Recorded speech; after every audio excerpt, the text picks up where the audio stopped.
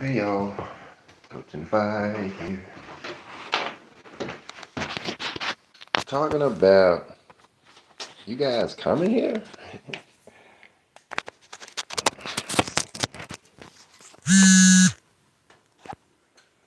Look, you guys. Hopefully the Wi-Fi will work from here. We got 0 people looking, 0 people liking. So let me go in here and make sure that I can. Well, let's see if somebody show up. There goes somebody. Let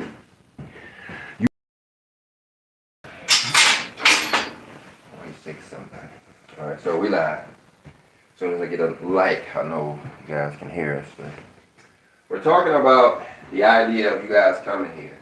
We've been talking about this for many years. I personally have been talking about it for 10 years. I thought you was going to show up 10 years ago. Understanding what we go through, understanding where we was going to be at today.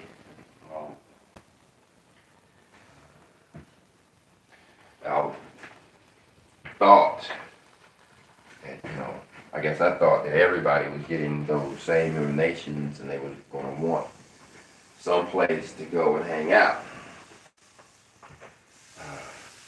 To weather out these storms that are coming.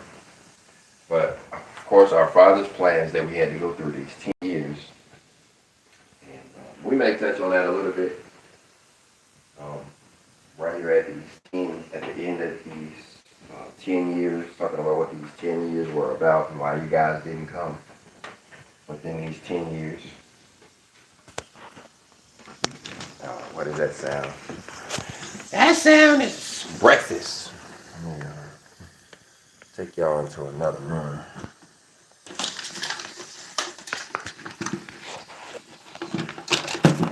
Have fun now.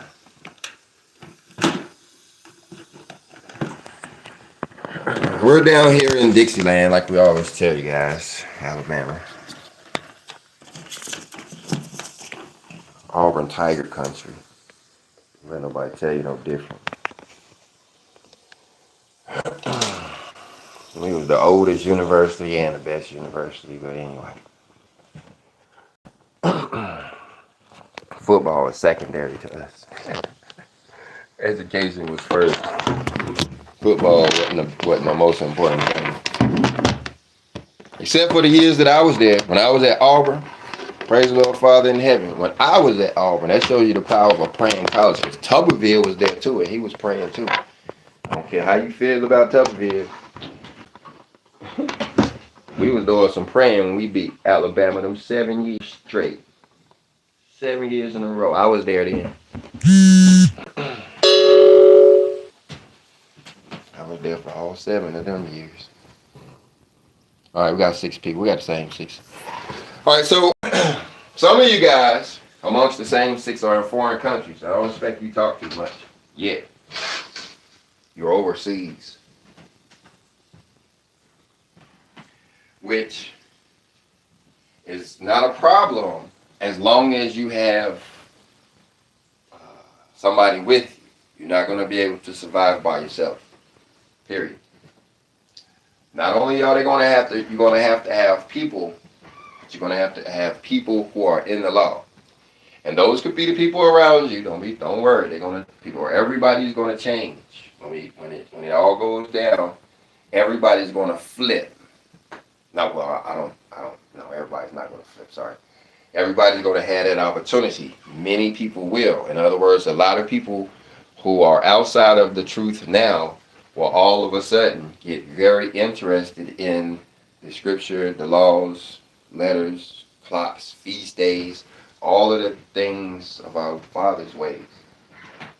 It's just a matter of timing. Some people have done this beforehand. They are called first fruits. Or first fruits, but those are the part of our Father's plan. His plan was to send first fruits, people who would do it early,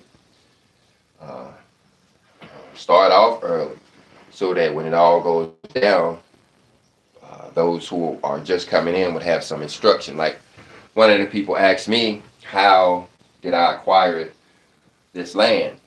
Now, how did I get it?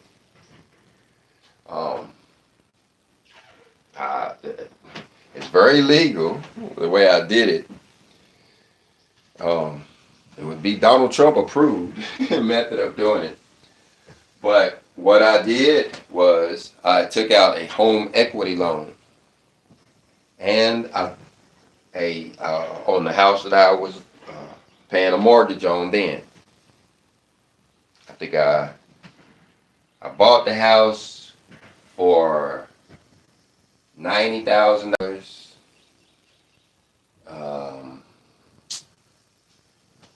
Over the years, according to everybody, it had appreciated in value up to about $129,000. But I had been refinancing it because that was during a time when the insurance interest rates were dropping, and the end of that housing bubble or whatever. And so I went down to the bank and I told them, I said I wanted to take out a home equity loan on my house.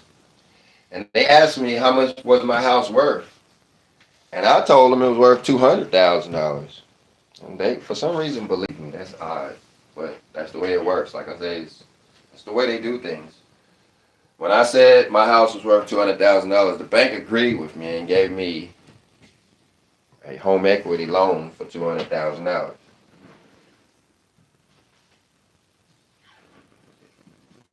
Now, of course, they didn't give me $200,000 because, like I said, I owed like $130,000 or something like that. And then all said and done, anyway, that gave some cash up.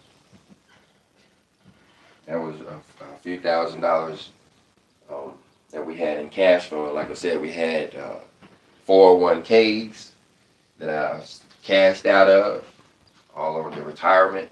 I got all of my retirement. I got my retirement lump sum. I didn't get it month by month. I got it all at one time. And I had some other properties up there in Tennessee and places. And so basically, like when I realized what we were going to do, we were coming here to be ranchers, organic cattle ranchers. I was going to be selling organic beef. And so we liquidated all of that to come down here to the new lifestyle. Basically, this was back in 2014. I had already read the scripture all the way, every book you ever heard of except the Third Testament. Maybe one or two other books. I had already read them all by then.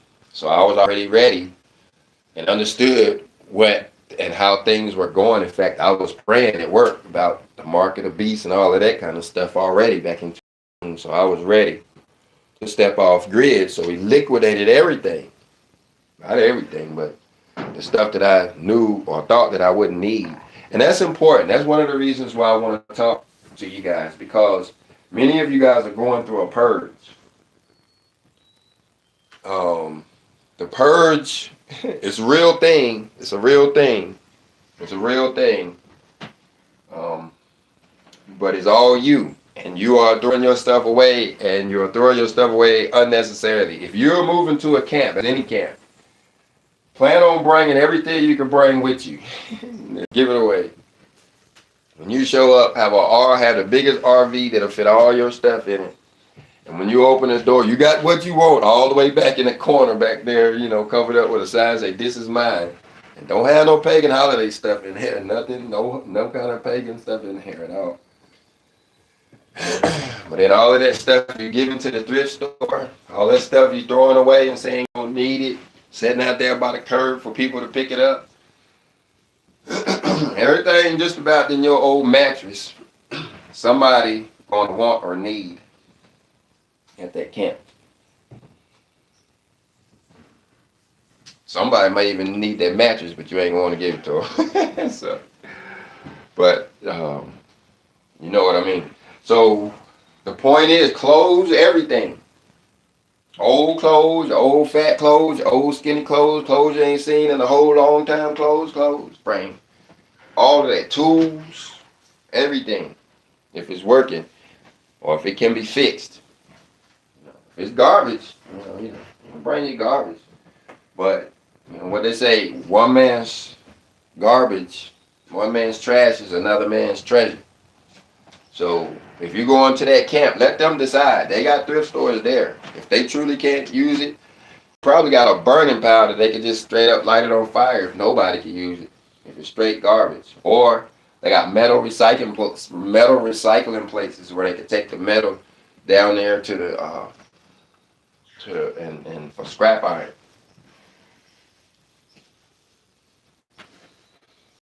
So consider that. And you guys who are considering purchasing land, so what happens when I goes down to the bank and I told them, my credit score at the time was about 850 or higher.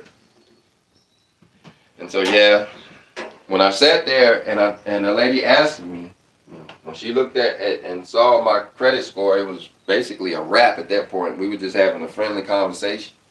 And she did her work. I was just sitting there waiting patiently that she did her work. But she was chitter-chatting and chatterboxing and all of that, and she asked me what was I going to do with the money. I said I was thinking about buying a piece of land down there in Alabama. Hunting property, vacation property that would go, home away from home property. And she said, you know what you could do if you wanted to? Her Tennessee, Georgia accent. She said, you could take all of this money that you taking a loan out on and buy that property down there, and you could default on this loan and never pay it back. And that's basically how it works, and nobody can ever do anything about it.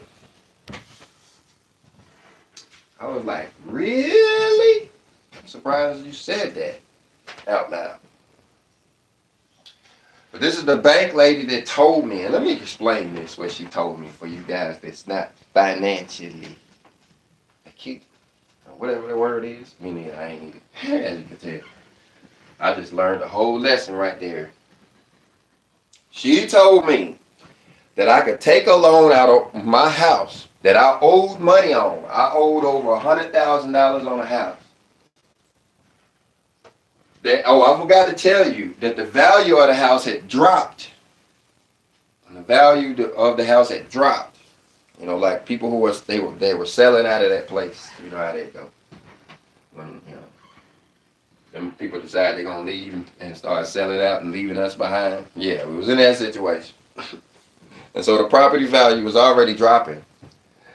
So write this down. The property was worth $90,000. I owed $130,000. I told them that the property was worth $200,000. They believed me, to about $190,000, $180,000. We got this loan with all of their fees, this, that, and the other that they took out of it, and this, that, and the other. And I'm left with some cash flow, like I said. And the lady at the bank explained to me, I didn't bring it up, like I said, all I brought up was my credit score. She was doing all the talking. She said, did you know, sir, that you could take all of this money that you are now getting from us and spend it on a whole nother property that ain't got nothing to do with us, like pay cash for it? And ain't nothing we, sir, gonna be able to do about it ever. Do you realize that you could do that if you wanted to right now?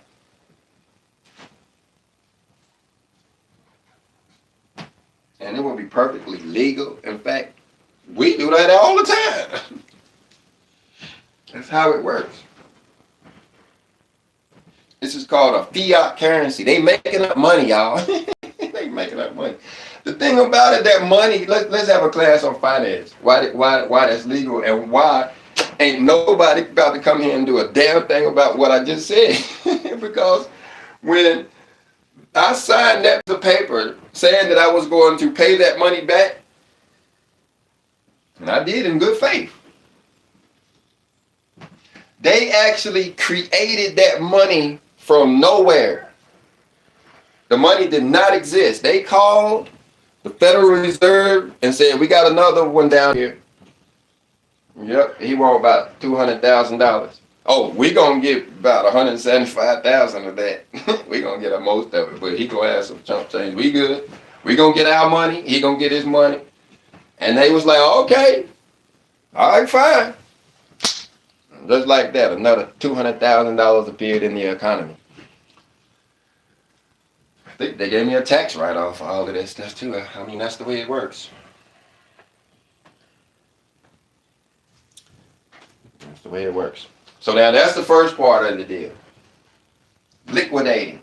I liquidated everything. Like that guy in the Bible who thought he had a pearl and went and sold all the land he had. I sold everything but one house in West Virginia. You guys could go there too. Mountain man. I might be coming behind you. But anyway. So now I guess down here to Alabama, to Stacy's farmland, homeland, house land, where she's from land, family land. And her nephew is moved, and he needs somebody to, they need somebody to pay the rent on the mobile home there. So that was the plan. We moved into the mobile home that was on Stacy's family property and started building this organic cattle ranch. We putting up fences, buying cattle by the truckload. I was at the auction, and the white dude, the auctioneer said stop and said, sir, you do know we're saying $1,000, don't you? In the middle of the auction. Like I ain't never been to an auction before. But anyway, we was doing it. The plan was, this was our plan. Stacy and I, and the Lord, because we prayed about it a lot. The plan was to become organic cattle ranchers. At the time, I was a quality assurance manager at a nuclear power plant. At least I was qualified. I was down there working in maintenance with those guys, doing some real work. In a nuclear power plant up there in Tennessee. Watts Bar, Tennessee, for you guys up there who Watts Bar. But Sequoia, what's up, Sequoia? What the other one is that? Chattanooga, that was my home. T-Van. But can't forget Browns Ferry. Nuclear. Can't even say it right. I can spell it. Nuclear energy. Anyway. So I dropped all of that. The Lord took me out of all that because I was praying about, the mark of the beast. And you best believe the mark of the beast is the beast is connected through nuclear power. You kind of, yeah. So we decided to become cattle ranchers, and we got down here and started raising the animals. We had not quite 100 head, but we had cattle, we had goats at the time, and chickens, and a whole bunch of other stuff, rabbits, all kinds of stuff. But it wasn't my father's plan to live on that land. And so, lo and behold, this land that I'm standing on is adjacent. It sits right beside my wife's family land. In fact, some of you know our story. Stacy actually stays on her family land, but she can probably hear my voice right now. We're that close. But the thing about it, Stacy's grandmother, who was the pastor of the church that you hear us talk about all the time, knew the family so well that she knew that the land was for sale, and she was the only one that knew about it. They didn't do the proper, I ain't gonna say proper, they hadn't made it that far as listing it online and getting real estate and all of that kind of stuff. But she knew because it was her cousin who had passed away or something like that. She knew that they were selling the property. So she held that information until she realized that I had the cash to buy it. And so she basically got us in contact. Thing about it, I was living on their land, and I was having to pay for that mortgage on the nephew's property. And so we was living off of savings, and it was depleting really, really fast because, you know, it was still 6 of us, and the grocery budget never changed either. So when you start living on savings, that's a big deal. And so, and plus we were having to feed the cattle. You buy the cattle young, and then you have to feed them until they get older and start having their own cattle, is, you know, how that works. So all that liquidation, I got liquidated. I got liquidated to the point where I called them up on the phone, and I told them after about a year, almost a year of negotiating, about a year, almost a year of waiting. We had already decided on the price. Soon as we talked and on the phone, we decided what the price was going to be. $25,000 for 12.3 acres. And that's about average for this place around here where I'm at. I say that just not to tell my business what you're doing, but, you know, to give you an idea of where I live, where we're at, you know, where, you know, if you were to actually think about buying something around here, that's bottom line. That's the bottom. You ain't gonna find them below that. In fact, it done gone up a little bit. I think the last time I saw it, 35 acres for 100 and some thousand, but that's what's on the market now. But anyway, we get to talk about it. I hear the guys get ready to load up, get ready to go. Get ready to go do some work.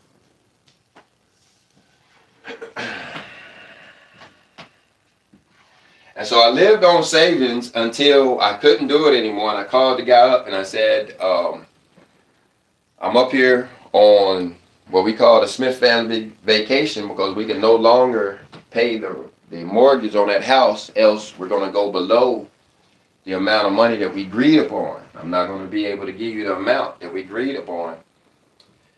And he said, matter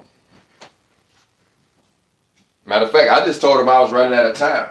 And he said he needed to raise the price by $10,000. And I told him no, there was no way because I was basically ran out. I was empty, except that. And so he agreed because he was trying to get some oil work done. He needed some cash. And so I ended up buying the property for exactly that amount. And at that point, when I bought this property, Stacy and I signed for it. We ended up with just $8 in cash left. Liquidated everything. That's the way it went. So you went from a person who was $250,000 in debt, making about close to $100,000 a year. All of a sudden, the Lord realized. I'm sorry. All of a sudden, I realized the Lord's plan and decided to go ahead and flow with it. Ended up liquidating all of those assets, getting over that little hump. Like I said, living off savings until we was actually able to buy a little piece of land that just happened to have a old house on it that we could build. I mean, it's kind of funny. Well, you can see videos of the pictures of how it looked when we found it. It was really in bad shape. You ain't never seen nothing like it. Or you ain't never seen nobody rebuild nothing like it. You put it like that. They told me one person told me I should put a match to it. The other one told me I should just straight bulldoze it over. But anyway. And that was it. So, and then the next, that was in the year 2015. This time exactly in the year 2015. Make sure they ain't waiting on me. Y'all ain't waiting on me, are you? No. They're still getting tools. All right, so that was the year 2015. We bought the property in about July, August of 2015. And by this time, 2015, I had taken this old, raggedy, dilapidated house built in the 1800s and abandoned in the 90s. Been sitting here rotting since the 90s. All wood, so you can imagine what it looked. I could actually look through the floor and see the ground, all that kind of stuff. Chimney fell in, all kinds of stuff. We had to ratchet strap the house to the trees to straighten it back up. You ain't hear me. I had to literally tie my house to the trees with a ratchet strap and ratchet it back up to the plumb.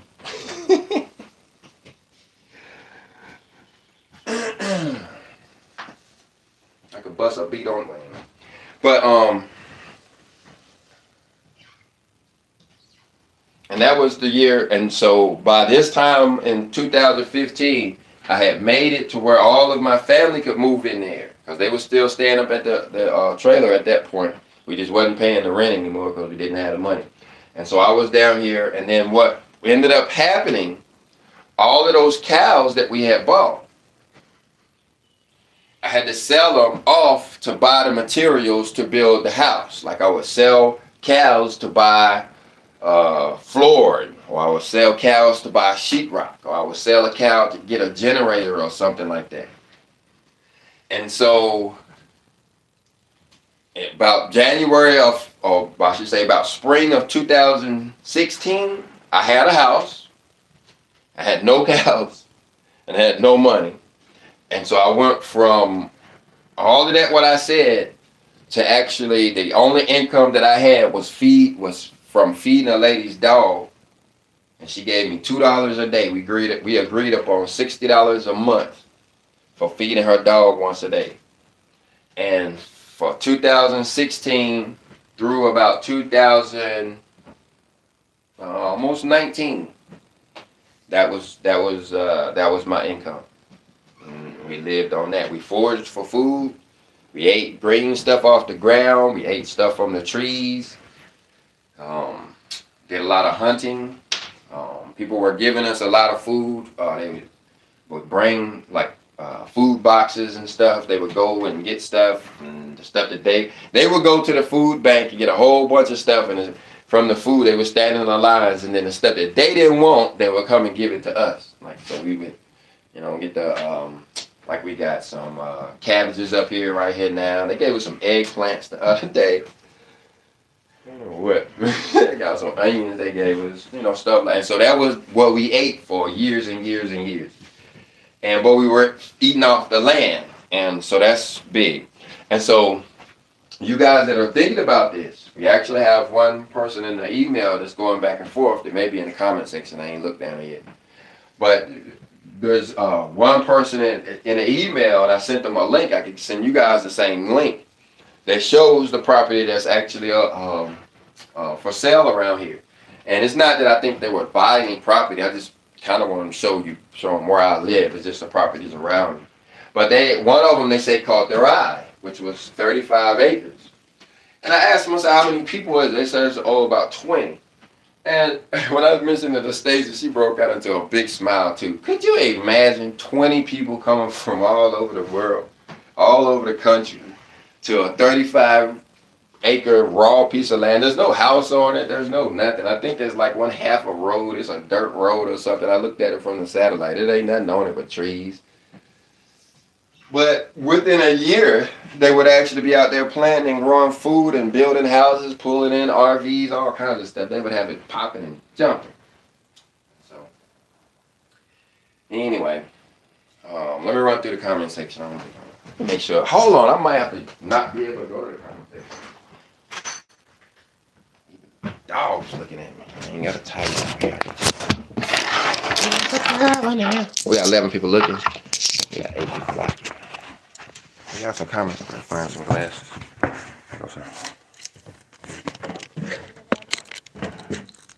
Y'all ready? Not ready.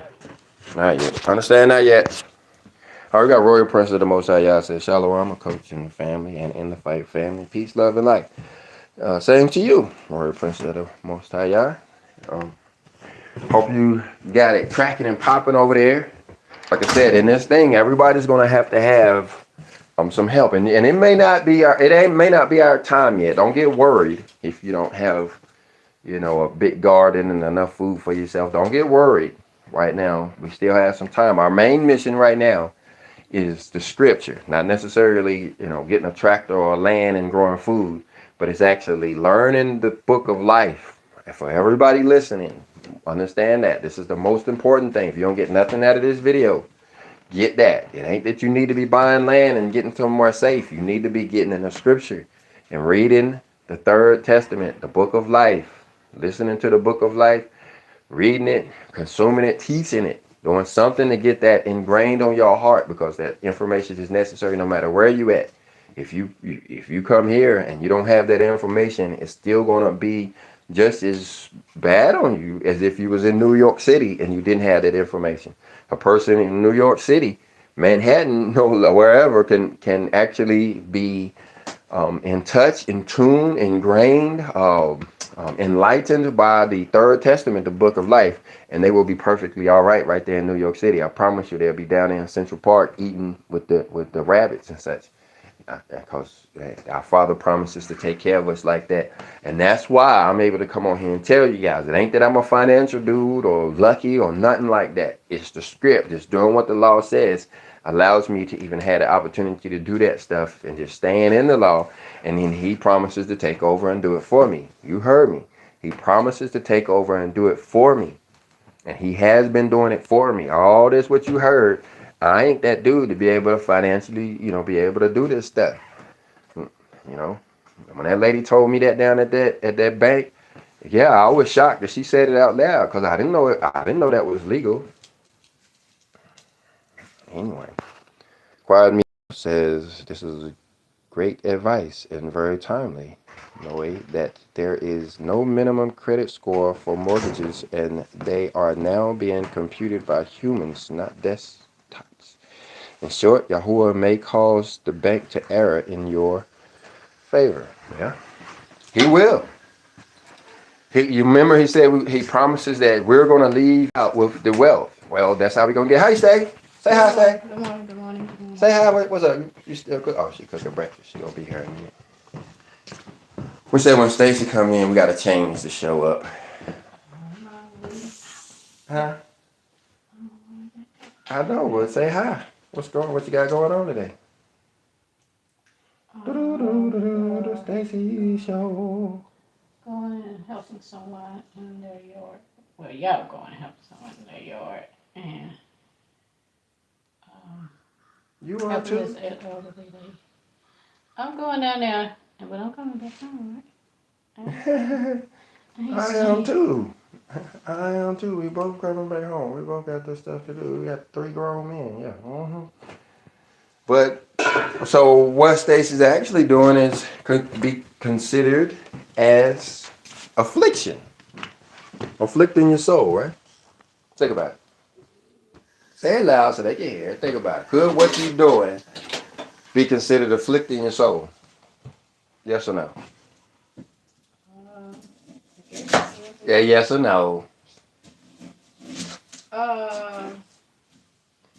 Gotta force it like pulling teeth. Yes or no? I have to think of different options. You got no options. The only option is a yes or a no. We're gonna go with yes. Yeah, you gotta go with yes. And all that like pulling teeth. But the point is that we're in this season now where we all should be doing this. You've been hearing me talking about the prophetic fulfillment of Atonement Day. Well, we have that still yet to come. It's sometime around the year 2026. It could start as early as January of 2026, as far as I'm concerned, and as late as fall of 2026. But the thing about 2025, it is day 9 on the prophetic clock. And day 9 is the day that we're supposed to afflict our souls, just like we do during the annual feast. Now we have this epoch. Feast, epochial, I have to look up a word. Epochial feast, I know that's not the right word, but y'all know what I'm saying. It's based on a year for a day clock. And so This is the year. It could be starting now. It could have started all the way back in January of 2025, but this is the time when we're supposed to be afflicting our souls, which means, just like Isaiah chapter 58 says, we're supposed to be doing stuff for our neighbor. Right, Stay? Tell them before you go back out. You say you ain't gonna be here long. You talk to them. They want to hear your voice. Let me go to the bathroom or something. I don't know. Yeah. Tell them about afflicting your soul. What that mean? There it talks about the charity that the Most High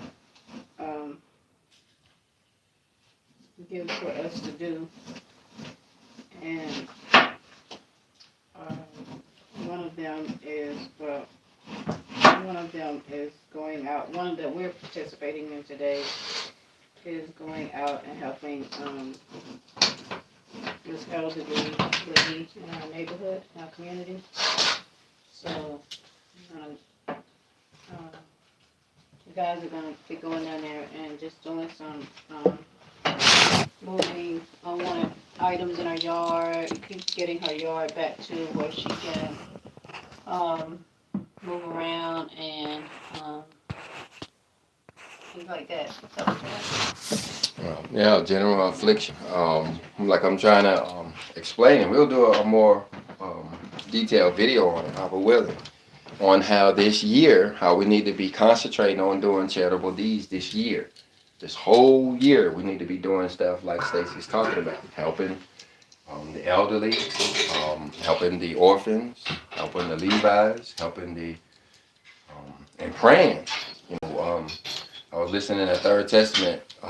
It reinforced how we need to pray for our governments. It's 9 o'clock over there in the east. We can pray for the east east government. You go and say, I'm not working. East for because they're taking their seat. And one of the things that he talked about was praying that they could come up with a plan of unity. According to the script, they all have the same plan, actually. They all are interested in the same thing. Did you hear that the other day, Stay? They're all interested. All of the kings, all of the governments around the world actually want the same thing. But the reason why it says that they can't actually get together and solve their problems is because each one of them is focused on their own greatness. Their own greatness. So Putin wants to be great. Trump wants to be great. Netanyahu wants to be great. And so they can't solve the problem. 8 o'clock. Be over at 8. All right. You ready? No, I'm not ready. I ain't gonna wait on me. You told her you was gonna be over at 8. I'm saying that you can come back and get me if you have to. You changing the plan and all of that. All right, thank you, man. All right, see you later. All right, see you later. All right, see you later. See you later. All right.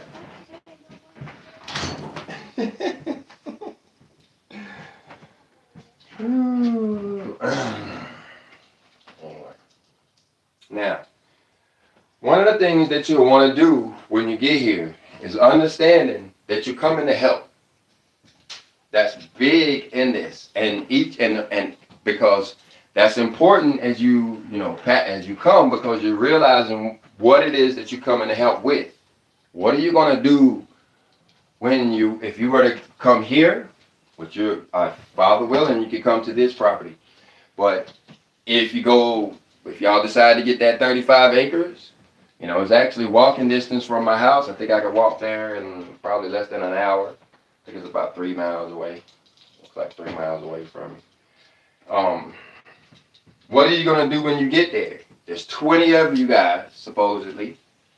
Okay. Now, what will be each individual part? You don't want everybody coming in to do the same job. But everybody has skills and everybody has something that they're good at. The question is, would you be willing to do it for free? When you and those 20 people get there, what would you be willing to do for free?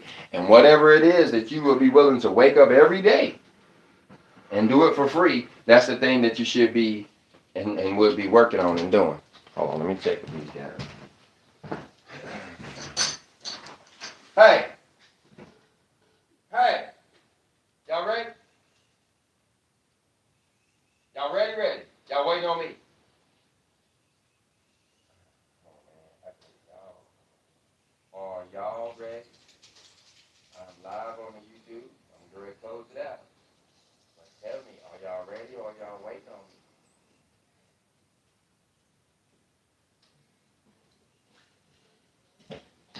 Get in the truck. Open the gate. All right, y'all. Because we got a lot going on here. You know, think about it. When you get back into the Lord's work, you find out that there's so much that He has for us to do. I mean, three-dimensional stuff, plus, you know, teaching the script and all of that. So there's a lot of opportunities, a lot of room, you know. So be thinking about that as you preparing to come, you know. Like one of you guys, I need to get in touch with him. He was asking about, do we need tools? And I was like, yeah, I need a hoe. What are you talking about, tools? But then I'm realizing now he may be talking about tools that he already has. Like, wait, yeah, we need all the tools. Every tool you got. What are you talking about? If it's a tool, yeah, we need every tool. Every tool that you got. If you're used to using it, and bring it. And you'll bring your skills too.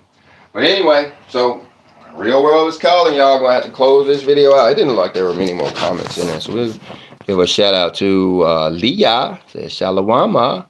Appreciate you stopping by, Leah. We have Keith Fillinger. Says Shalawama, everyone. And that's all of the comments. Appreciate you, Keith Fillinger. Appreciate all you guys and everything you're doing. Keep doing what you're doing to support this channel. Everything you're doing is necessary. Whatever your prayers, everything, appreciate it. And with that, I'm gonna close this video out. If you got anything out of it, hit the like button. If you didn't, hit the dislike button. But if you need to get in contact with me about any of this stuff, send me an email to inthefight@yahoo.com. inthefight@yahoo.com. Love you guys. Shalom.